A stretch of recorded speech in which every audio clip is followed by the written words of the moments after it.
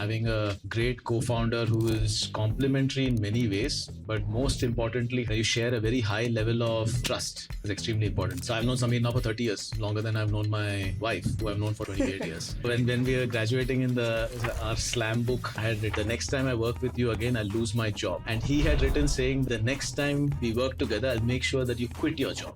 So there's been the kind of three stages. There was the pre-Flipkart startup that we had, then Flipkart itself, and then PhonePe. Flipkart experience, interestingly, was the toughest from a hiring perspective because it was at a phase when startups were not as sexy as obviously they are today. We built the payment stack on day one to cater to 10 million transactions a day.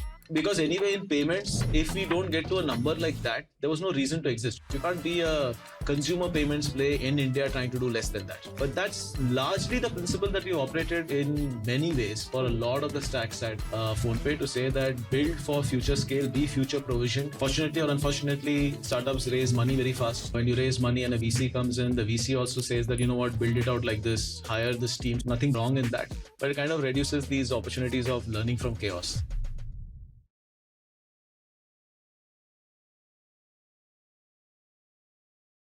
A warm welcome to Rahul. It gives me great pleasure to invite Rahul on the stage today. All of us, definitely doesn't need any introduction. All of us have been using his products for a while. But I must comment that often we think of founders as exceptionally generative and creative. And when I look at Rahul's journey to go from enterprise software, spend almost 9 years from Adiamo and Cisco.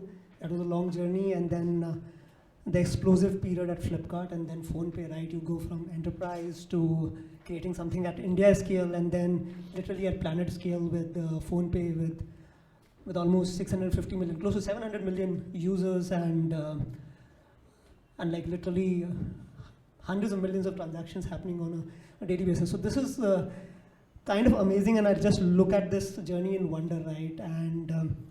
And that's almost the starting point today, right? Let's talk about your minus one a little, right? If I was to meet you in your early days, let's say college or when you were much younger, what kind of Rahul Chari would I have met? And what do you trace back the Rahul Chari of today back to? I don't know. I was considered a geek in college. Pretty much holed up studying most of the time. Did actually, I think engineering was great. That's where I met Samir, my co-founder. In fact, fact of the matter is that when we started working together in college itself, we started working together. I was the general secretary. He was heading all the cultural stuff. We did our college fest together. Wow. We were the first to actually in our college get sponsorship. There was a hue and cry from the senior batch that we had sold the festival. So we had a festival in college, and it was called Space, SPACE, and we made it Close Up Space. We got money from Close Up, and we thought, everybody told us you sold out the college festival.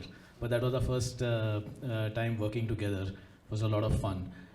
Always one of the things that I think has kind of stayed constant is the fact that have always loved to build things, even when I was in college. I've always loved the fact that creating something that somebody else can either use or experience has been at the heart of it. That would be the only thing, but apart from that, very normal, nothing really stands out to say that exceptional or unexceptional in any which way.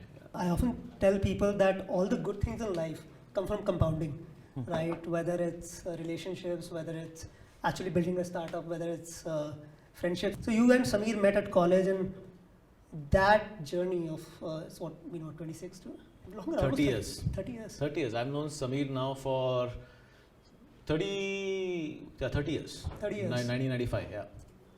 And you have, together both of you have done a few minus ones, right, together. Yeah. Right, whether it's Mind 360 or Maulers, or I think even joining Flipkart together and then again leaving it and then starting PhonePe. So talk to me and possibly talk to us about some of these kind of pivotal decisions that you've taken, right? And all of us go through these dark woods when we're starting off or still wondering what we need to go through. What has been your mental model of disambiguating and making things simpler in that stage? I think so. I think one of the things that is extremely important while I'll answer that part of the question is to actually, I genuinely believe that it's one really tough journey and a really lonely journey if you're taking it all by yourself, and having a great co-founder who is complementary in many ways, but most importantly has, when you share a very high level of trust, almost blind trust. I say almost because it's a responsibility as co-founders to hold the mirror to each other, and that's needed very, very frequently. But almost having that trust is extremely important because it gets through all the dark times much better. So I've known Sameer now for 30 years, longer than I've known my wife, who I've known for 29 years, 28 years, because I met her also in college. Very interesting anecdote. So Sameer and I were also doing our final year project together in engineering. Oh, wow. And at that point, he got us the project in L&T where his dad was working, and that's where we were doing the project. But after that, I saw him directly when we had to make the submission of the project. I did all the work in the middle.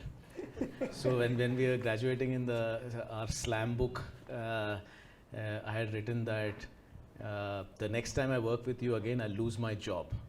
And he had written saying that the next time we work together, I'll make sure that you quit your job. Wow. 10 years exactly from that is when we started our first startup together, and he made me quit my job, and that's how we started.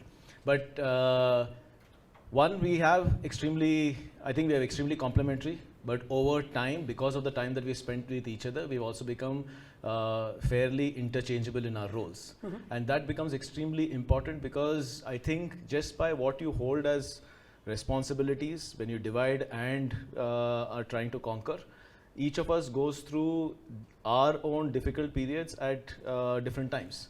At that point, for somebody else to step in and allow you to take that step back has been extremely important. Mm-hmm. Secondly, I think having very, very open conversations about what to do next and where our ambitions, aspirations, energy lies is very important. Very simply, in our first startup, before Flipkart, we had a startup in the media distribution space. It was a short journey. It was 2.5 years. But it was a very tough one. The media space is not an easy space. We were trying to build streaming services, then pivoted to a B2B. This was back in 2009, 2010. Very difficult when even the smartphone didn't exist, and this was about laptop, desktop, and streaming there. We got rejected across the board from every possible VC, even the smallest community there, but we were rejected there. Didn't see that much success. But at the crossroads of those 2.5 years, we had an acquisition offer from Flipkart. Mm-hmm. And we had interestingly had an investment offer from Sony New York, because we had gone through the grind and done quite a bit. And there was him trying to actually continue that with saying that let's take the funding from Sony and move forward, and me saying that let's sell to Flipkart. I kind of prevailed, looks good looking back. But the true decision was that my level of energy and what I wanted to do at that point with that space and continuing independently versus how we can do it under the umbrella of Flipkart, I thought was much better. I told him very clearly, and he supported me on that. So there are a lot of things that I think just having that pillar of support becomes extremely important. Outside of that, I think it is trying to find a way that your purpose of why you started, you have the clarity, and what you enjoy doing, you keep doing a little. Because I think, especially as companies grow large and you start seeing a fair amount of what you call as success, it comes with its own baggage. Yeah. And if you lose the joy of what you're doing, that becomes the biggest issue during the dark times. So if you actually find out small ways in which you can stay engaged for the larger purpose, while everything from the administrative load to the money raising to the regulatory environment, all of that, you'll be able to deal with that much better if you find that joy. Yeah. Interesting. You mentioned that you guys have been a bunch of complementary parts of it. I also believe that once founders have been working together for a very long period of time, they start talking like each other, right? And often people in the team don't know who they are talking to, right? But I'm curious on what areas have you converged over a period of time, and what areas you continue to remain a little divergent and source of, I would say, interesting interactions. Yeah, I think between us we end up completing each other's sentences also now. Very easy. It's a very common phenomenon, and most of the time, because you've been working for so long, that happens. Yeah. The areas that we have significantly converged is, for example, the focus on data being a very, very strong pillar of decision making, that any sort of argument that we have and agree to disagree but on the back of data is something that is simply something that has helped us a lot, and we've converged on that. And where there isn't the luxury of having data, we actually have a very simple framework that if it is in an area that, irrespective of whether over the years I've built the muscle to be able to do good at that, it continues to be his decision that we move forward with. If it's an area that has been my pillar of strength, and however good he's got on it over the period of time, it becomes my decision. Having a simple framework like that makes it easier for us to actually agree to disagree even when we do that and kind of move forward. And the simple rule that we have is, once we do that, we never actually ever look back and say that should have done it like this, I was thinking like this at all, because we rely on the fact that that learning has happened for both of us, and next time the decision with the same framework will be better, right? So yeah. Interesting. You know, you referred to scale, but I think before scale there's ground zero. And at ground zero, the company is essentially the people, right? Because if you just have aspirations and you're challengers, right? And the kind of people that you surround yourselves with is ends up determining the future of the company. So talk to us about your approach of recruiting fellow believers and building the team in the early days, right? And how has that changed over the years? Because you've had this journey over a few times, right? And I would almost say even at Flipkart, there was almost like building a set of believers around some of the things that was just getting built. So we'd be curious on how you've gone about doing it. So, so there's been the kind of 3 stages. There was the pre-Flipkart startup that we had, then Flipkart itself, and then PhonePe. And I think each of it has been different. I think PhonePe has frankly been the easiest because of the Flipkart experience that we had and the network that we had built through that. And the Flipkart experience, interestingly, was the toughest from a hiring perspective, because it was at a phase when startups were not as sexy as obviously they are today. But at the same time, Flipkart was growing very rapidly, and the need to hire and build teams out rapidly at scale was extremely demanding, right? So that was in fact the toughest.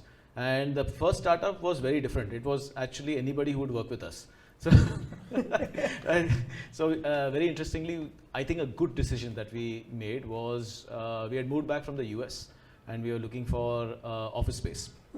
And I attended a alumni meet at my college, and the principal, we met, and they had just created a new building and they had space, and we just said, can we start here? They were more than happy. They said, yeah, why don't you? They rented the space to us. So we got a lot of cheap labor. We asked all the students to intern with us. Oh, wow.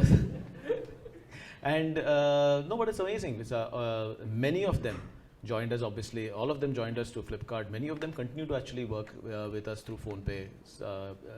Senior leaders in the company now doing really well. But I think that frankly was the strategy.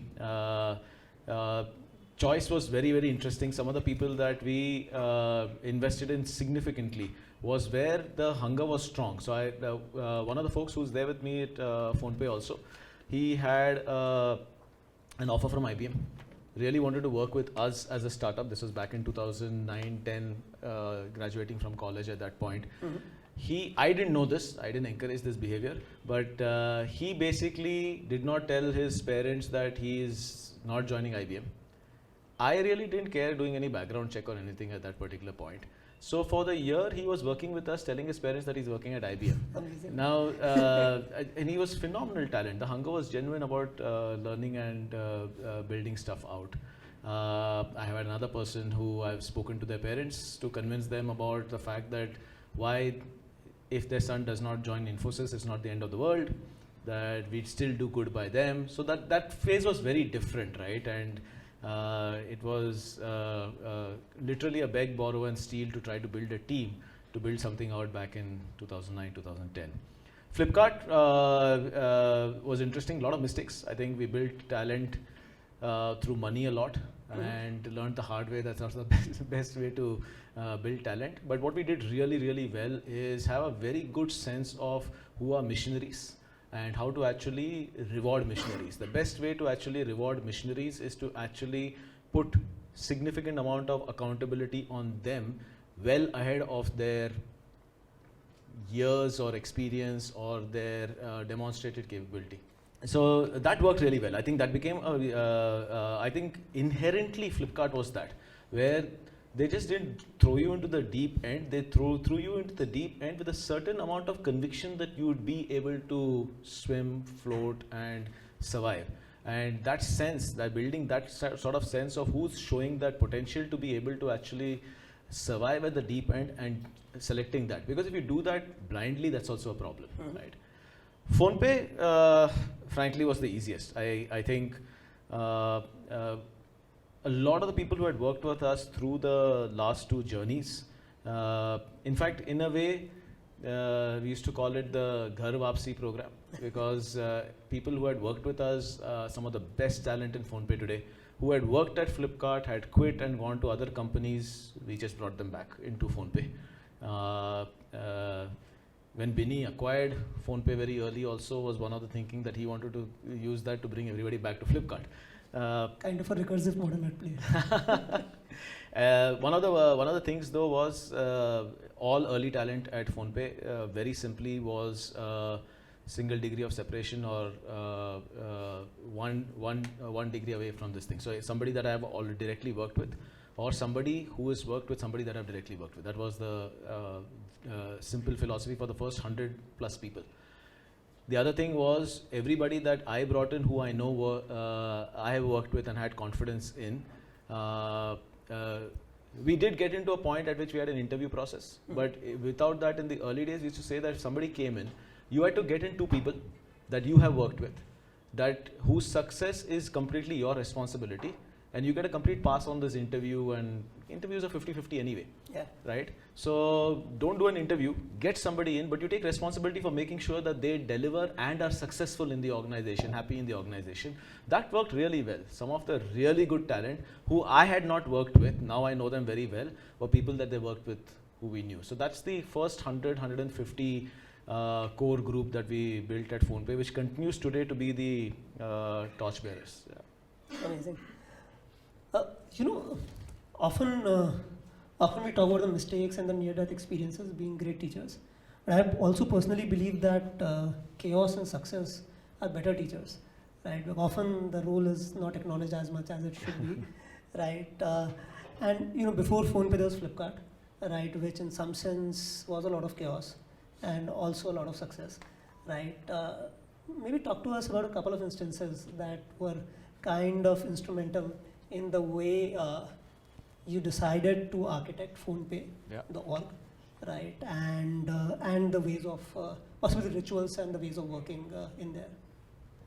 So many examples. I think I've often said Flipkart is the university for startups, right? And it was this cycle of unbelievable compressed learning for us that I think is even difficult to replicate today, because today there is enough today I think we've got into a point where there's enough material of how to build stuff. There is enough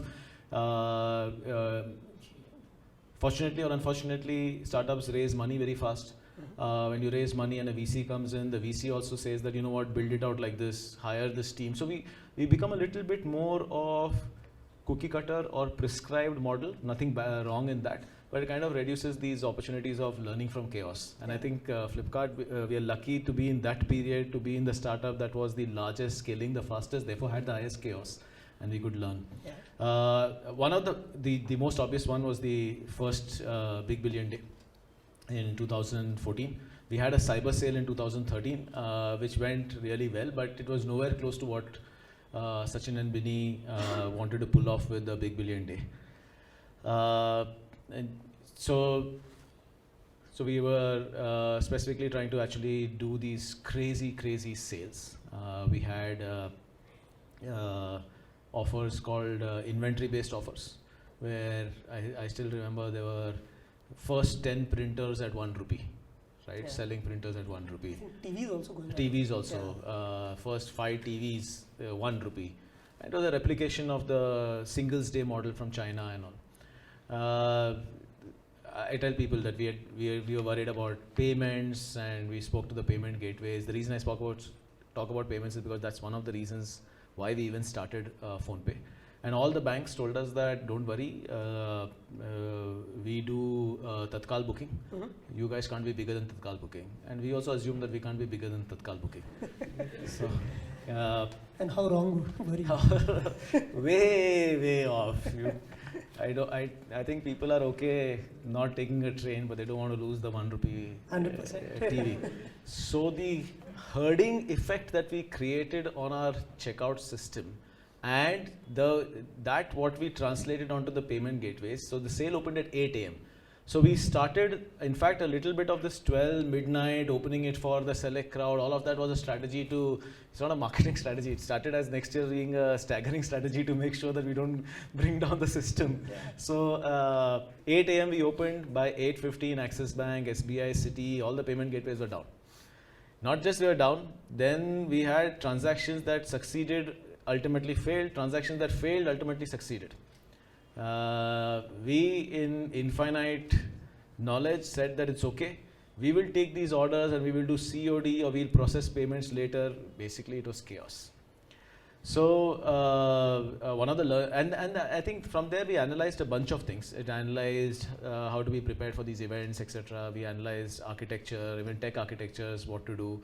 So one of the big learnings that I took away from all of that, and we had much of it. We had flash sales. I think the whole concept of we were the first to launch Moto G phones that time on a flash sale. That whole model of saying that buy this phone online and at 12 o'clock in the afternoon you will get this special deal for half an hour, all flash sales. So there were a bunch of these.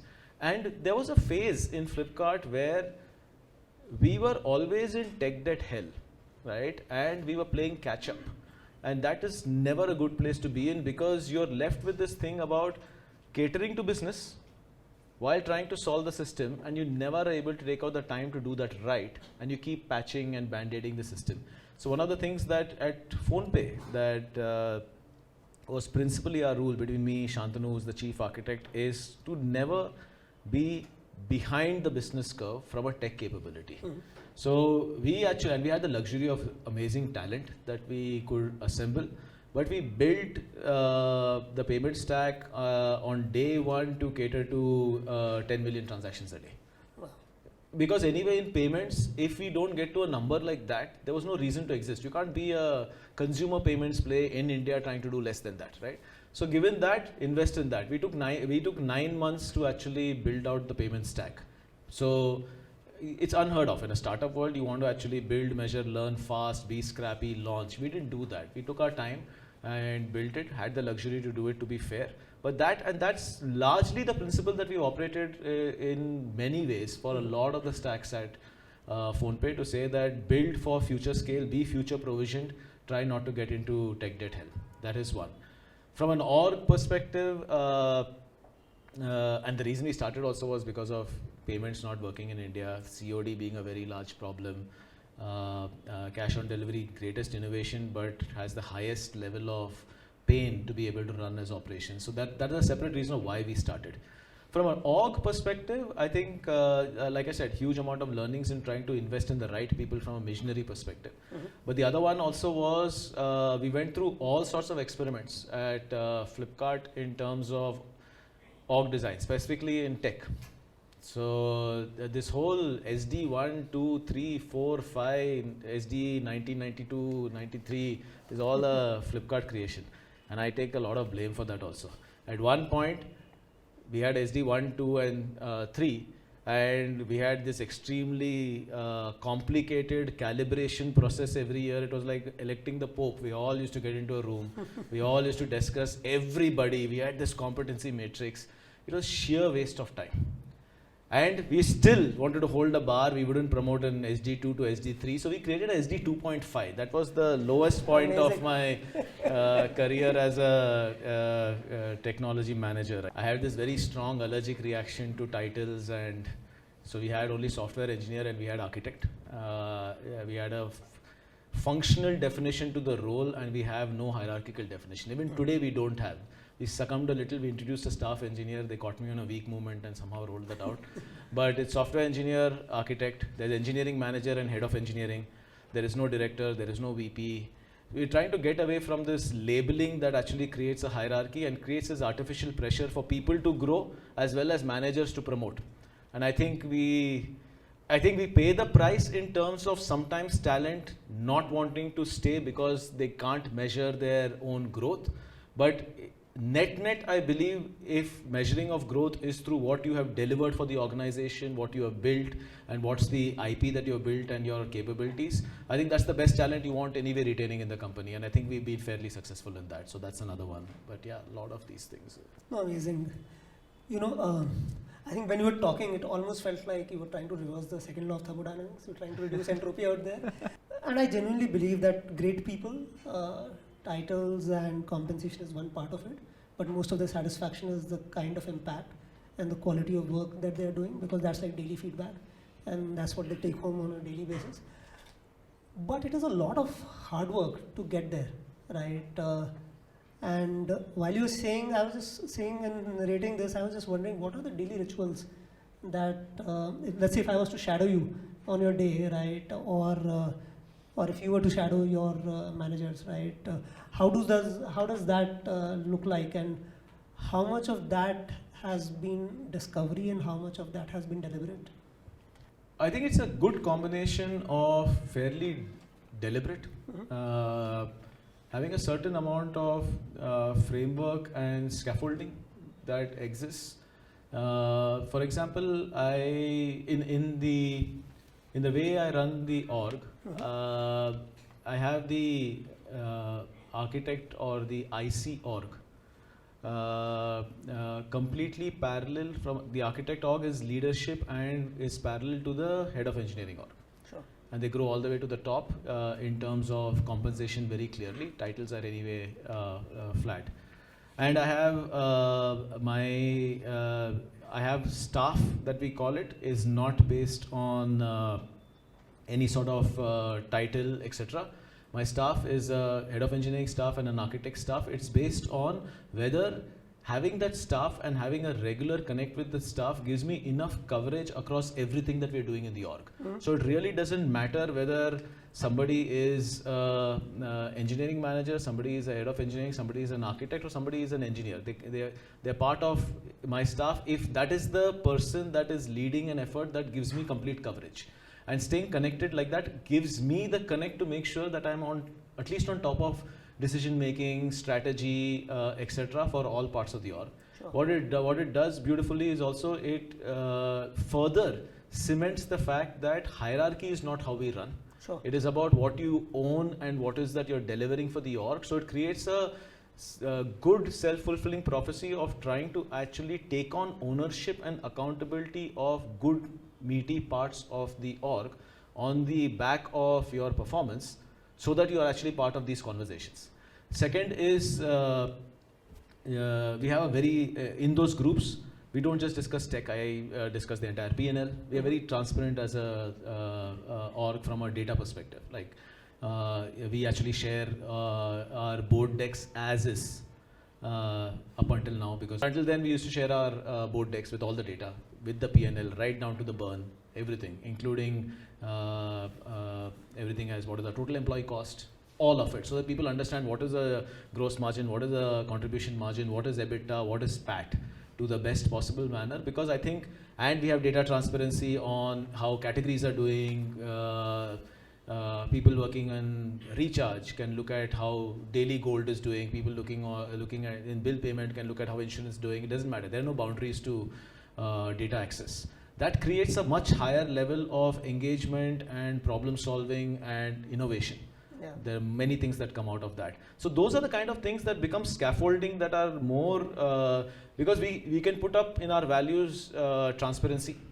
But if we don't actually emulate them in behavior that is structurally done, it will never actually survive beyond individuals who do it versus individuals who don't do it.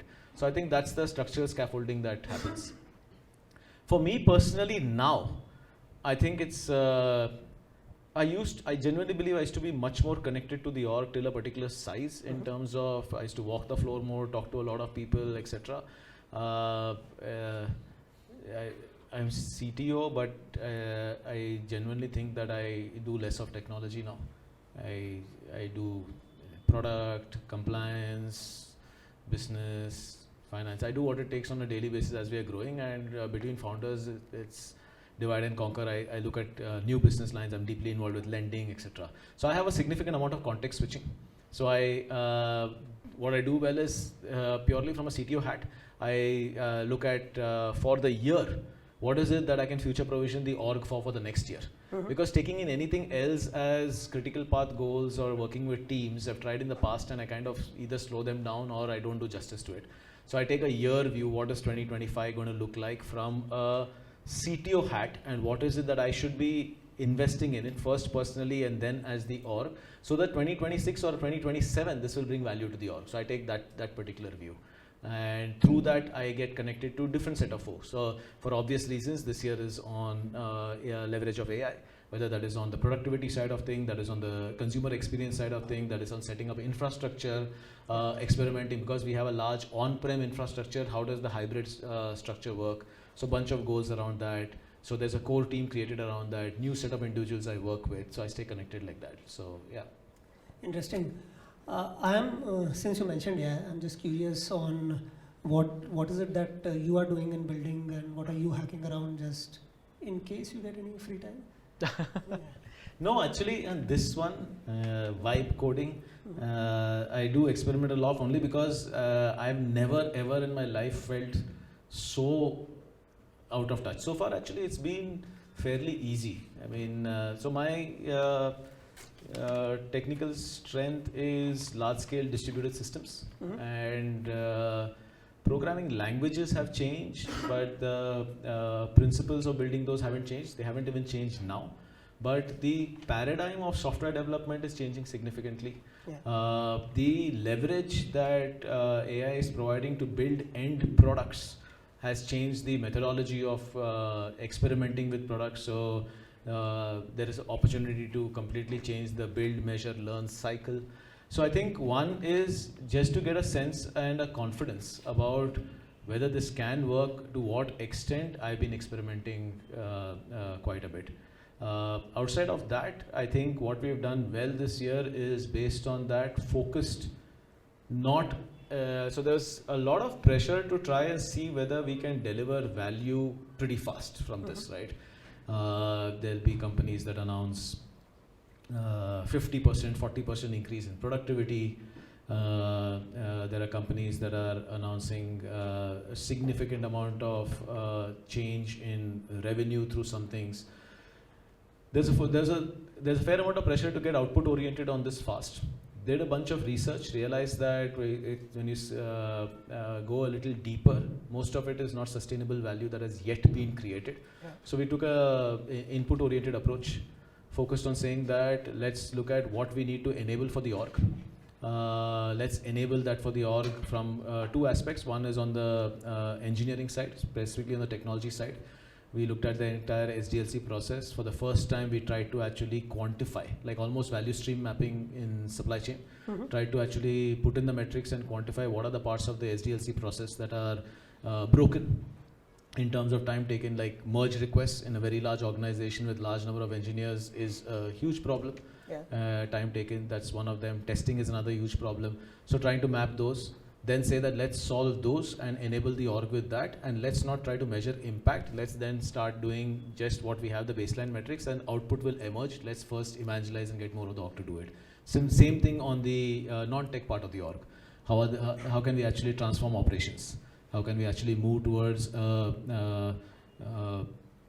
model that is human dependent in some areas like merchant onboarding, etc., and say that can we actually move away from being human dependent and show value in those. Again, not measuring whether there is higher level of productivity, downsizing teams, none of those.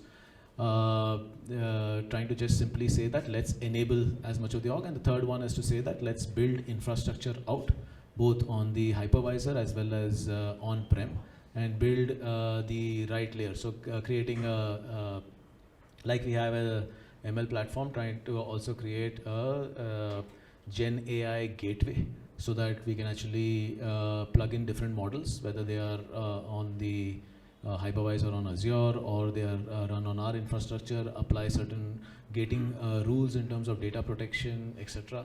Build our own agent hub to be able to actually allow the organization to create agents, just create infrastructure. Once that is out there, we'll start measuring value to the org next year, because it was getting a little tedious to try and create fast impact. So that's the approach that we've taken. Yeah. We'll go back to the PhonePe mythology a bit. You mentioned about challenges with payments at Flipkart, and I think there were like multiple, I would say, attempts to solve it internally. There was one gateway that was built, or payment system that was built, then NGPay was acquired, right? And then of course PhonePe was also acquired. But I'm curious about the mythology of PhonePe a bit. What is the origin story out there? And actually then I have a couple of follow-ups on the hyperscaling movements, but we'll start off there. Yeah, so you're right. I think PhonePe was Flipkart's fourth attempt. Oh really? I missed one. Yeah, there was NGPay. Yeah. There was PayZippy. PayZippy. Then there was FKPG. Was the whole checkout and his thing was there, which was very close to the PhonePe part, and then PhonePe happened. So I think it was the fourth attempt. Obviously, I think so PhonePe's origin, most people think it was a very engineered move for, most people first think we were incubated in Flipkart. We were not. I mean, we actually quit Flipkart and started this without any intention of going back into Flipkart in 6 to 7 months. Most people thought that we were spun off and with an agreed contract to come back, and that was also not true. We just quit and started payments for the reasons that I said. There was one, that big billion day, where we realized that if payments is not solved at the infrastructure level, it doesn't matter what startup we build. If digital payments is not solved, there's going to be a ceiling on the capability of any sort of commerce, whether it is services, e-commerce, or anything else. And therefore, the opportunity that is largest is to actually enable digital commerce across the country and solve for payments at an infrastructure level. We in fact started building something on top of IMPS that was exactly what UPI does without knowing that UPI existed. We came to know that UPI existed after we started building, and there was conversations with banks, and specifically Mr. Nandan Nilekani and Sharat Sharma from iSpirit is when we actually came to know that UPI existed. So to solve for payments universally was the goal. Cash on delivery being a nightmare. I was heading supply chain, and we had everything from so there were some delivery hubs where we used to sell so many phones that we started having armored trucks to take that money from the delivery hub to banks to deposit it. So that is the cost of cash collection. If all that money reaches the hub first. So then obviously there were thefts, attacks on the last mile delivery person, counterfeit notes, a lot of issues are there with cash, right? So that was, and actually even before that, when we joined Flipkart from our earlier startup in the media distribution space, we actually joined Flipkart to build Flipkart's digital platform. And digital, I meant digital content. So we launched a product called Flight. Still one of my, I think Flight for me is right up there with PhonePe. I loved that team and that product so much. So we built Flight MP3, which was the first native apps out of the Flipkart stable. Even Flipkart I didn't was have your any- heavy user. Yeah. I downloaded all the 256 bitrate Really? audio files. Yeah. All of them are still on my hard disk. Yeah, and we had tracks at 3 rupees, 5 rupees, 8 rupees, as small as that. And we had 8 million tracks across all languages. Digitized, we had our own downloader, we had our own app that could actually be the playback app and all of that. But obviously there was piracy, which was a big problem in terms of the intent to buy. But for the folks where the impulse purchase, the price did not matter. Where they failed is to make the 3 rupee payment. When it's an impulse purchase and you see this track that you really love and it's 3 rupees, 5 rupees, you just want to buy it. At that point, you can't do COD because there is no delivery, it's instant delivery. I can't tell you to come and deposit cash so that you can download. Yeah. Who's going to pull out in 2012 a credit card, which didn't exist for most people, or a debit card or net banking to do a 3 rupee transaction? Just didn't happen. So micro transactions also were not there. So I think those were the reasons why PhonePe started. No micro transactions, no scalability, no reliability in digital payments, cash still king. So that was our inspiration for PhonePe. From a reason that we went back into Flipkart, it was actually very simple. We just wanted to build, and we really wanted to I've seen the headache at Flipkart, what it takes to keep raising money, and it almost becomes a full-time job of founders. Yeah. To keep showing progress and goals that will bring in the next investor. So there was always this period in Flipkart where you used to think, who are we building for? Are we building for raising the next valuation and money, or are we building for the consumer, right? Yeah. And didn't want to get into that. Binny came in back as CEO of Flipkart. So Binny's a great friend, mentor, phenomenal guy. So there was a commit of a significant amount of money, which meant that we never had to raise money for 3 years, and we could just build. And that was the reason we went back into Flipkart. Yeah. So, as founders, our lives are full of waves of crisis, I would say, right? But, I also believe startups often break out when they somehow, maybe accidentally or by design, run into some kind of a tailwind, and massive tailwinds at that, right? Of course, with PhonePe, we had the demon, we have like a couple of other moments, right? Microtransactions by itself was an amazing, just a thing waiting to happen in the Indian space. So, I have been thinking of, as founders, how should we think about identifying tailwinds when they come, and how should we react so that we make the most of it at that point in time? What's your thought process on that? I think it's a great question. I think tailwinds will emerge. The problem with that is that there's never a time or sequence that you can ever predict on tailwinds. So I think the most important thing is to actually have have some serious bets that have a significant amount of impact creation, right?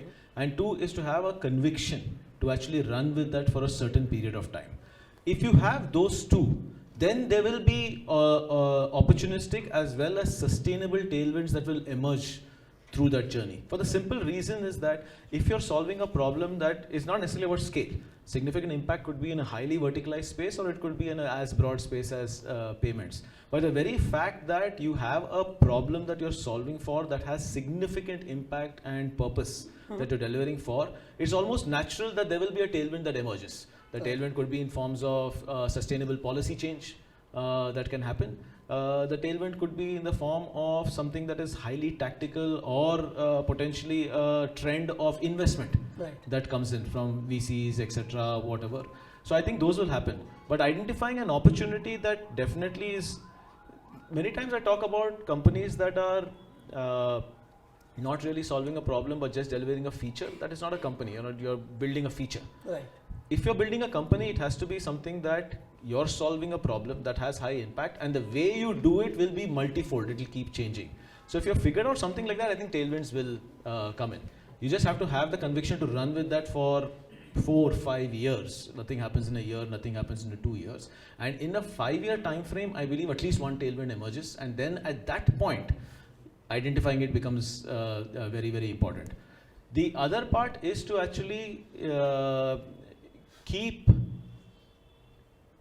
at it, to try and even engineer a certain amount of tailwind. Yeah. Through conversations, through evangelization of what you're doing, whether it is to be present at the right place at the right time as much as possible with your solutions, ideas. Then you in a way start engineering those tailwinds also. So I think that is the only way. For us in the PhonePe one, I think just the betting big on UPI was a big one. For us, it was very simply, I think when we actually fell in love with UPI, everybody else thought it will never happen, right? But for us, it was very simple. We were anyway building something like UPI, and we saw this was love at first sight. And then it was a once in a lifetime opportunity if it happened. If it was successful, it would be a once in a lifetime opportunity. It was as simple as that. Otherwise, to have something that gets mandated across all the banks, where the government and the central bank are together trying to actually push this, is a once in a lifetime opportunity. Yeah. But there was resistance from the banks. There was obviously pushback from a lot of the incumbents. But for us, saying that let's go big on this one was huge. Where I talk about why we engineered it is that once we did that, in the early days, there was significant amount of failure. We used to track everything. We used to put all the data out there. We used to give it to NPCIs. We used to give the banks our data, saying that, look, these are the issues that are there. We actually worked with the ecosystem to keep improving it. We didn't really care about whether there was our IP, our data, etc. that was going away. What we cared about is that is UPI improving. Yeah. Like a lot of people don't know when Demon happened and Beam was launched. Yes. For Demon, because there was no real major app that was successful. The entire onboarding process of Beam and the copy and the multiple language extra came from PhonePe, right? And we were okay with that, because the fact that what we recognized is that if Beam is going to be driving awareness and education about digital payments, I will benefit, right? Being that, what it did is it made us partners in the ecosystem. And a lot of the tailwinds that came in later of opportunity to actually participate in creation of the digital payments in the country, we were always at the forefront, from top of the mind for most folks. So I think that kind of thinking is, I think, useful in engineering these tailwinds. Obviously, Demon or the pandemic, yep. Which was a tailwind for digital payments, those nobody can predict. But otherwise, you can always hope to engineer one by just being highly plugged into solving the problems faced. That's a great point. We'll always take dumb luck when it comes our way, but we have to be ready for it. You know, over the years, given the illustrious career that you've had, right, what is one decision that you took which turned out brilliantly and you're really proud of? And what is one decision that still gives you sleepless nights, or at least maybe a bit of, what was I thinking? I think I'm genuinely a believer of, in a way, what you say is compounding effect, or that one single action matters for the future. Yeah. I think, unfortunately, this is publicized a little because I said it exactly in this way in another interview. But after my 12th, I had, this was back in 95, I had an opportunity to join. I have a bone to pick with you on that one. So I had, because I didn't have a great All India rank like you, man. So everybody was giving JEE. I also gave JEE, and I got a very ordinary rank. And I had the opportunity to either do civil engineering in IIT Bombay or computer engineering in Bombay University, and I chose computer engineering. And it's difficult to say if I had chosen civil engineering whether PhonePe would have happened, just for this thing. I mean, there would be another PhonePe, but whether I would be part of that PhonePe, or I would have made that PhonePe happen in any little way that I did, you can't say. So I guess that could be one thing. If you think about the whole butterfly effect, I think that would be one thing. Other thing is when I finished my masters, I had, this was in 2001, when I finished my masters in the US. It was at the .com bust. Startups were all wiped out. I had a job offer from Intel, I had a job offer from IBM, and I had a job offer from Sun Microsystems, and I had a job offer from a startup called Andema Systems. I joined that startup. on advice of a friend who said that this is the time to take a risk and learn, and I think that mattered a lot. If I joined, I don't know, Intel or IBM, I don't know where I would have been. Maybe I would still be here, but I think those are the decisions that matter. Regret decisions, I don't regret that much. I think sleepless nights. Maybe too I'll tell you. I'll tell you what gives me. Very frankly, I think we didn't start PhonePe thinking the numbers that you shared, thinking that we'd be where we are as a company, as a platform, and as a business, right? The total number of company is the total number of employees. Platform is the sheer scale, and business is the financial numbers. And I think we are learning as we go, but the number of things that depend on us to deliver is keeps exploding exponentially. Yeah. So that paranoia of that imposter syndrome of whether you're the right person at for this stage always is there. The good part about that, it forces you to learn, but the bad part of that gives a lot of sleepless nights. I mean, this thing is much bigger than any of us, and yeah. Indeed it is. You know, you are the, in some sense, at times I say that I don't look at the numbers, I actually look at the number of UPI transactions, where the economy is going, right? And clearly you are the bellwether of the Indian economy at that. You know, if I was to shadow you during the peak, let's say a week during peak growth, right? What about your actions or rituals or the way you go about doing things will surprise me? Nothing, I would think. I don't think anything stands out with how I operate. I think what you'll see me is I like to get into the details. I am fairly detail oriented, so I don't prefer to work through a chain of command. So I will break through to talk to who is actually doing the work versus whether there is a chain of command.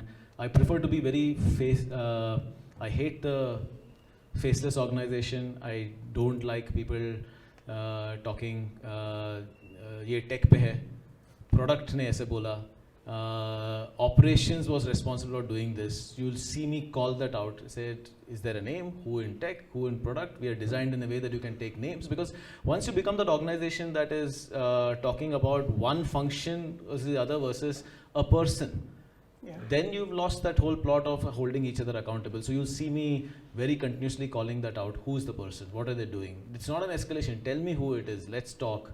I hate plus ones on emails. You'll see me pulling that out. So I like sharp RCAs. I don't think it's finger pointing. It's about learning and demanding.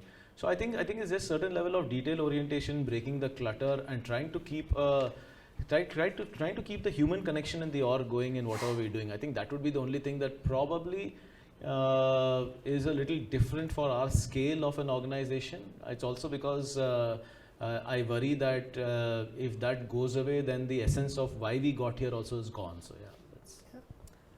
You know, I have a visceral memory of this. After the Myntra acquisition of by Flipkart, right? I think there was one meeting wherein we used to do code reds. Yeah. And you were, I still remember you were running on some specific piece. And I was like, you know, this is like exceptionally detail oriented and literally wanting to actually get to the root of the problem. So that memory has stayed. You know, what is the most misunderstood thing about building in FinTech in India? That you can just do lending and make money. Every FinTech in India wants to do lending. Right? In FinTech, lending is the graveyard of FinTech startups. Globally, by the way. Globally, it's not just in India. So yeah. Nice. Good one.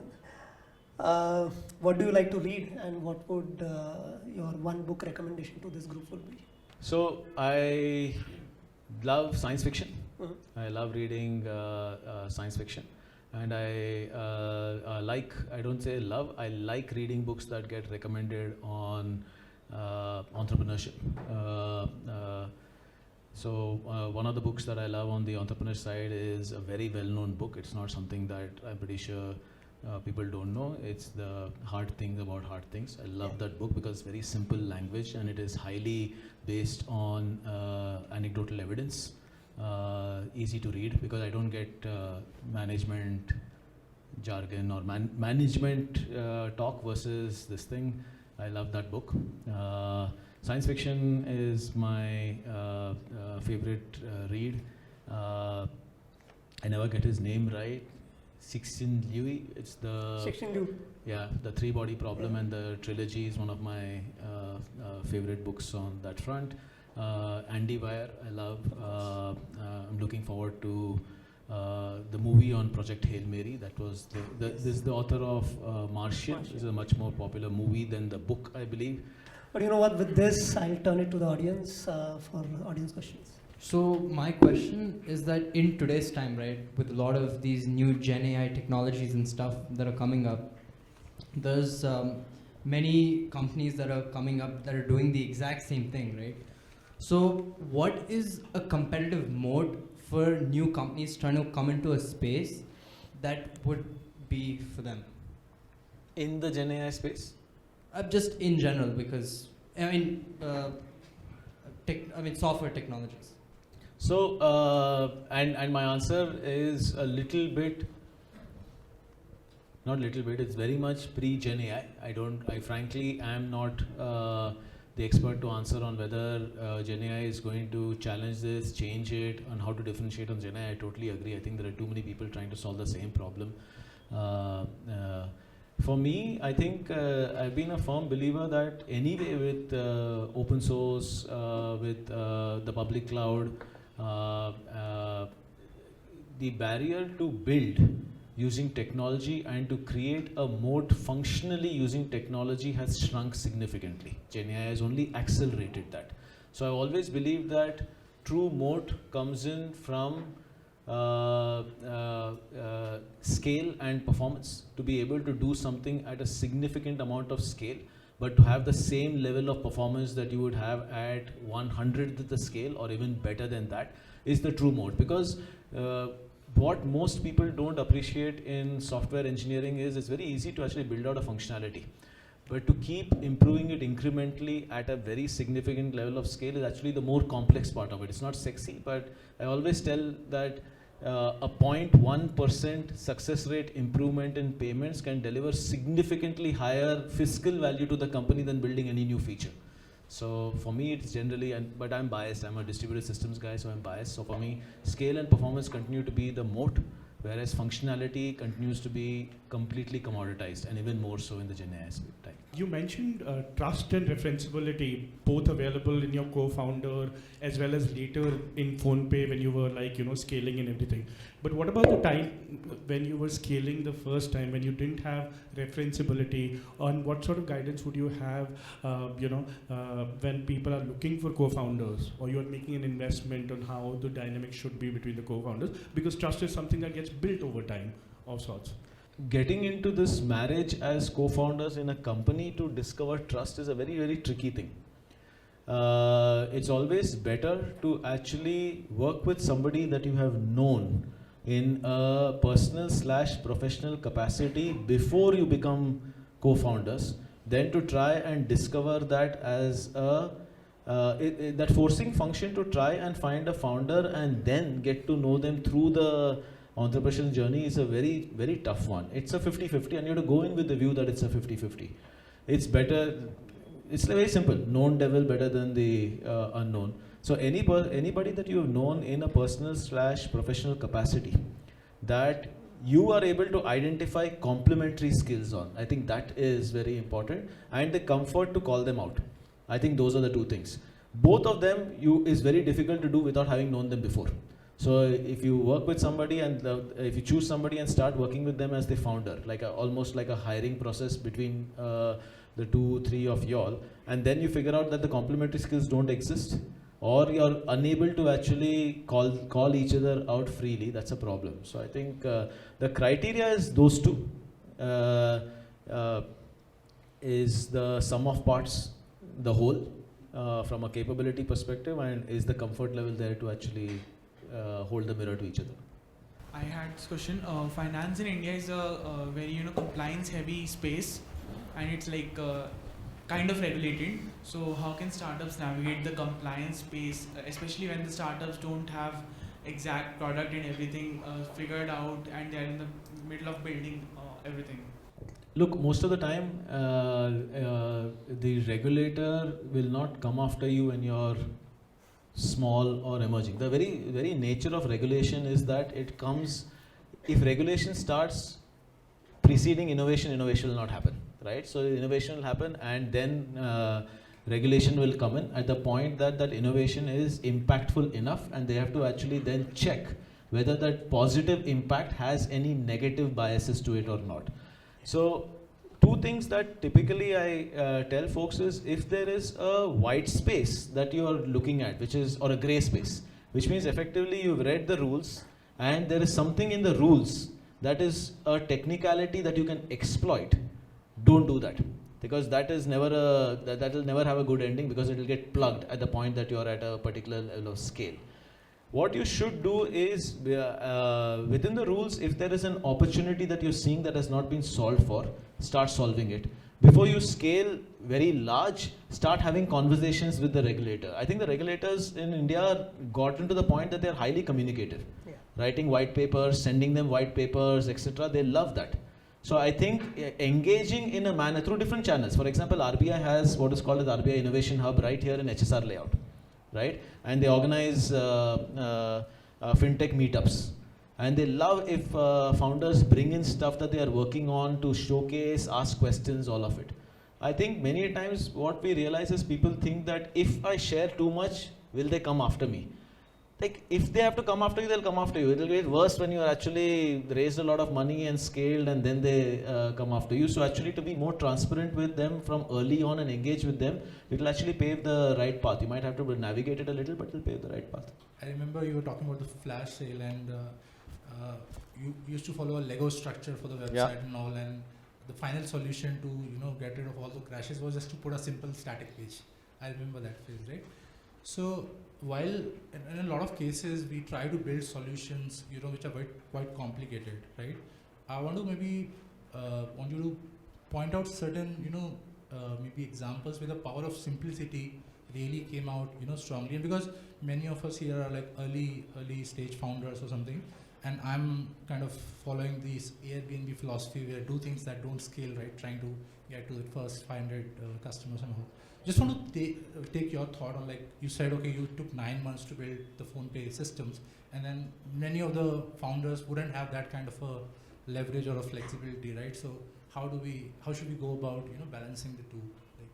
No, I think a great question and a tough one. That's why I said when I did that, I had the luxury to do it, both from a people perspective, runway perspective, whichever lens. I think it really depends on the space that you're in. If anything is infrastructural, right? For example, if you're B2B and SaaS, I think you can afford to be operating at a model where you're talking about saying that I will actually build for the scale and ambitions I have year over year. I think that works. If you're building in the consumer internet space and your opportunity of success only relies when you're actually at a significant amount of scale, you can test the market to some extent, but then you have to have the wherewithal as a company to decide that after a certain level, I am going to invest deeply for a step jump up in capability. If you get into that cycle of, I am loving the growth, but I'm not going to be able to sustain it, but I'm not going to take the time off, that becomes an issue. So I think there's nothing wrong in actually taking the lean model to actually build out products. But if you have to recognize the point at which you're going to say that I am going to take that time off and business is not going to potentially grow for X amount of time because I now have to actually play that. If you're able to make those decisions and execute them, I think the lean model has no problem. From a simplicity perspective, 100% agreed. I think in one of our values is simplicity breeds scalability. strongly believe in that. I think sometimes we overthink products. Like very simple example, the number of times that we try to use, for example, data to figure out the persona of a user versus we just ask the user, "Aap bata do, what are you?" 99% of the time the user will tell you, and that is better than trying to actually figure out what is the persona of the user. So there is this, we need data sciences. I think it is great, but I think we use it for the simplest of problems versus for the more complex problems, right? To try and use data science and data intelligence as a weapon for the complex problems where the only way you solve it is when the combinatorial explosion of data doesn't allow you to operate in any other way, makes sense. To try and figure out, just put up a page to ask the consumer, you tell me, because I can give you this if you tell me. Most of the time the consumers tell you. That is very simple. That's the best example. Right. So I used to work in a company called General Aeronautics. We manufacture agriculture drones, and most of our customers are farmers. So when we were operating all over India, the major issue that we found was the cash operating model. Like in your case, it was it was a trust issue. People used to not trust the cash on delivery in your case. But in our case, it's more of a accessibility issue. Most of the farmers don't have smartphone. So what is PhonePe doing to acquire these kind of customers onto your platform, or digitizing these kind of customers, rather than waiting for them to purchase a smartphone and then start using your platform? And then what is PhonePe doing in this case? Majority of the customers in this case are farmers and people who don't have smartphone. So I think the only opportunity that we have ahead of us from the non-smartphone users is to actually work on a feature phone solution on UPI. We do have a play there. Recently we acquired some IP and are going after that from that IP perspective. Beyond that, we haven't really thought that deeply about that space, frankly. The feature phone itself, I'm not sure will completely solve it because it's limited in its capabilities. But yeah, that's right now what the thinking is. So my question is, like we were talking about the regulators and the complexities in India, right? So my question is very specific, that in FinTech space, there might have been a situation where you had to work with the regulator and sort out a problem. So I am thinking about a specific problem from past 2 years. Like we have in credit cards, one account you have add-on cards, but in wallets you can't have add-on users, right? So, and that seems to be the natural progression in this sector. So let's say we have to solve this problem. How do you engage with the regulator? Like I said, I think this is a classical thing where RBIH can play a role because it falls under the regulation of the RBI Payments Department. So I think the RBI Innovation Hub was actually designed for this, to be able to actually pose these questions, writing to them, giving them all the information. I think with the regulator, try not to shy away from providing as much details, and the only thing that is important is you must also try to understand from the regulator's perspective what are their concerns.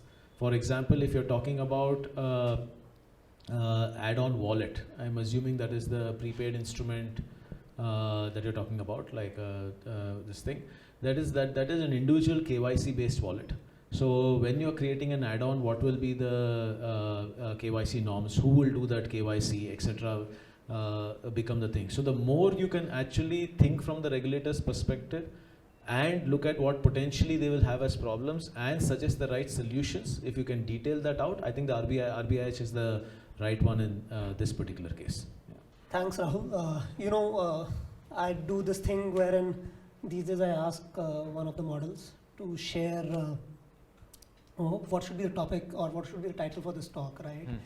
And you know what five was suggested was substance over surface, right? And I think very appropriate. So thanks for taking all the time and talking to us. Really enjoyed the chat, and it was a fun conversation. Thank you so much. It was fun. That was another episode of Minus One from the team at South Park Commons. Make sure to subscribe to our show wherever you listen to podcasts and find us on social at South Park Commons. And thanks to our friends at Atomic Growth for their support in bringing this episode to life.